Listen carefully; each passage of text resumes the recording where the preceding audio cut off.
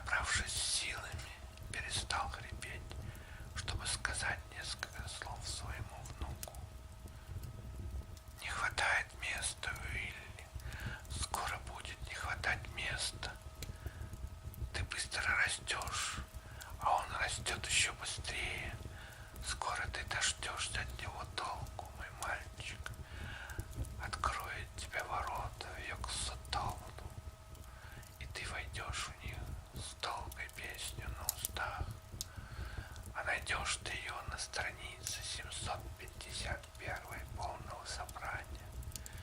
Только обычному земному огню это не под силу, нет. Похоже было, что старик окончательно выжил из ума. Наступила пауза, в продолжение которой стая казадоев за окном сменила ритм своих криков в соответствии с участившимся дыханием старика Уэтли. И тут же, откуда-то издали, послышались звуки, весьма напоминавшие зловещие шумы холмов. Услыхав их, старик из последних сил выдавил из себя еще несколько фраз. Корми его регулярно, Уилли, и следи за количеством, но не позволяй ему расти слишком быстро здесь, потому что коли начнешь давать ему по четвертине, он вырастет еще до того, как ты откроешь ворота к Йорксу-Тоту. А этого не нужно. Только те, которые извне, могут это сработать и приумножить. Только древние, когда они это захотят, вернуться. Но тут вместо слов снова пошли хрипы, и Лавиния издала жуткий визг, услышав, как отреагировали на это казадои. Старик закрыл глаза и потерял сознание. Где-то час спустя он разомкнул на секунду веки, обвел всех собравшихся мутным взглядом, и затем из его горла вырвался жуткий клёкот. На этот раз последний. Дикие вопли казадоев мгновенно смолкли, и доктор Хаутон, подойдя к безжизненному телу, надвинул дряблые веки на блестящие серые глаза. Лавиния всхлипнула, но Уилбер, вслушиваясь в слабые шумы снаружи, довольно ухмыльнулся. «Упустили они его», — пробормотал он своим густым басом. К тому времени Уилбер успел накопить изрядный запас познаний в той области, в которой его с ранних лет натаскивал старик Уэтли. Впрочем, его эрудиция носила довольно однобокий характер и не распространялась на другие науки. Тем не менее, имя его было известно во многих библиотеках, в том числе и весьма удаленных от Данвича. Он вел с ними переписку, надеясь отыскать в их архивах некоторые редкие запрещенные книги, изданные много лет назад. Что же касается односельчан, то все они дружно ненавидели и боялись его, подозревая, что он замешан в исчезновении нескольких данвичских детей. Прямых обвинений, однако, против него никто не выдвигал. Этому мешал как страх людей перед ним, так и его тугой кошелек, в котором не переводились старинные золотые монеты, коими Уилбер, как некогда его дед, рассчитывался за коров и бычков, закупаемых теперь в еще более жутких количествах. Выглядел он совершенно зрелым мужчиной и заметно превосходил окружающих ростом. В 1925 году, когда один из его корреспондентов, сотрудник Мискотоникского университета, приехал в Данвич навестить своего ученого коллегу и отбыл бледным и потрясенным, рост Уилбера уже тогда достигал 6 футов 9 дюймов. Все годы, что Уилбер жил со своей уродливой матерью альбиноской, он относился к ней не иначе, как все возрастающим презрением, и в конце концов запретил ей появляться с ним на холмах